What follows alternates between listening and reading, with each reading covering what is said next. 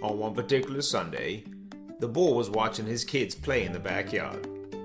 They were still in their Sunday best, but without the slightest concern for keeping them in such a condition to stay their Sunday's best, running around with abandon and a playful scuffle or two in the grass, which normally wouldn't be the end of the world.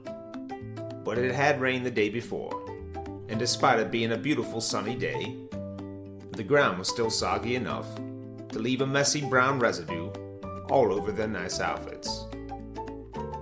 But I would be hard-pressed to blame the children for having such reckless abandon, for it was the dawn of summer, and the first sunny day they had experienced since school closed up a few days ago. And although it would appear that the boy was watching his kids play, he wasn't paying the slightest attention to what they were up to. His mind was completely elsewhere, and all of a sudden, his mind was struck back to reality when the girl not from Savoy came outside and froze their kids dead in their tracks over what they had been doing to the recently purchased Sunday best.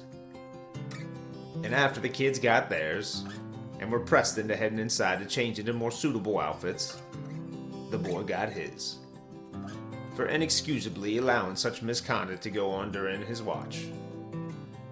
The boy knew he had no defense possible, for had he been paying attention, he would have 100% stepped in to prevent all three of them from experiencing the wrath of Mama. But on this day, the boy wasn't just off in a daydream. He was in a crowded muddle, with the feeling of having so much to do that you find yourself not doing anything at all. Life had become so busy, so itinerant to schedule keeping, that you find yourself never actually in anything, but just there, until you're not, and then you're on to the next thing. Because inevitably, there was always the next thing. And when he had been in that daze, where he failed to recognize his kids' transgression with their Sunday's best, he'd been feeling the haunt of Monday, and the pressure of Tuesday, and the weariness of Wednesday, and so on and so on. Sundays need not be spent this way. But it's what happens when you let work, unfinished projects, agendas, and other people's priorities cling on to you, without putting them in their proper place. And this day, which dawns the beginning of a new week ahead, had been spent without any hint of intentionality for rest or renewal from the boy or the girl not from Savoy. They had rushed out the door in the morning and were now home to getting a bunch of to-dos around the house accomplished. And as the boy was in the garage, engaged in gathering the appropriate tools for his next item on the to-do list, he was struck by his daughter urgently demanding his attention to something happening in the corner of the garage. So the boy, with a grunt and a sigh, came over to his daughter, who was desperately waving frantically, pointing toward the corner of the garage, to reveal a spider web, a very large spider, and a butterfly. And that very large spider, creeping closer and closer to the butterfly stuck in the web without a prayer of getting out. Unless someone intervened. And the girl, who had a childlike respect for spiders, knew just the hero for the job. And as she urgently implored her dad to help out, the boy leaned down and smacked the wall with a shovel in his hand. And that smack did the trick, sending the spider to withdraw back into its corner. And then the boy carefully dismantled what he could of the spider web and lowered the end of the shovel down to the butterfly so it could climb up to safety. Rescue mission accomplished. And as they took a closer look at the butterfly, they were struck by the creature's beauty. How bright were its colors, and how unique were the patterns on its wings. A powerful interwoven mixture of blue, yellow, and black. And then the boy's daughter noticed something off with their beautiful new friend.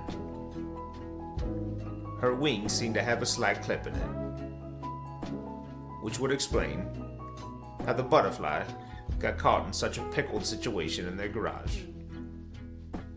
And the girl asked her dad what they should do. And the boy shrugged his shoulders and answered right back with a question. What do you think, sweetheart? The boy's girl already knew what they should do. Can we take care of it? The boy looked down at his girl with an open-minded, maybe, look on his face. And with Mama's help, the three of them built the best temporary ecosystem they could think of, with the accessible resources they had just lying around the house. And if you were curious, of course, a shoebox would be the main ingredient. And so it happened. The boy grew to the age of having a day completely turn around because of a child's interrupting intuition. After they had got that new habitat set up for the new injured friend, the boy, and the girl not from Savoy, just said the heck with their to-dos, at least for today. And they found themselves just wanting to sit on their deck, having a refreshing drink, and just taking in the gift of a late Sunday afternoon with the sun coming down and that feeling that only the summer air can bring. All limbs exposed, and yet not too hot, not too cold. Just right. I can feel it now. It's almost like you feel nothing, but in such a way where you are feeling everything. That summer evening air is truly something special.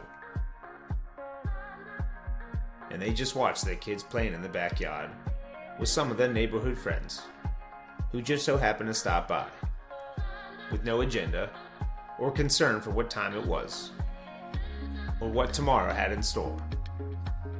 For it was the start of summer. And summer, at least for a child, represents such freedom. And in this moment, as the boy watched his son and his daughter just be their best summer selves, the boy was brought back to a place from before, to a place that he was having trouble placing or naming. It started off vague, but as it picked up steam, it awoke a heightened sense of wonder. And the boy just wanted to keep chasing it, get down to the specifics until he pinpointed it. And before he knew it, he found himself drifting into something distant, yet familiar and simple, and getting closer and closer, until he found himself in some stories from a summer not so long ago.